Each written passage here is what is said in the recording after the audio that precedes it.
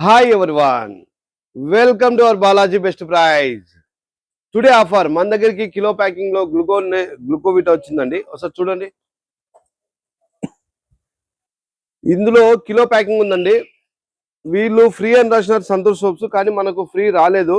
ఈ ఫ్రీ రాలేనందువలన మనకు తక్కువ రేటుకి వచ్చింది, మనం తక్కువ రేటుకి ఇస్తున్నాం. కిలో ప్యాకింగ్ అండి. చాలా డేట్ ఉంది.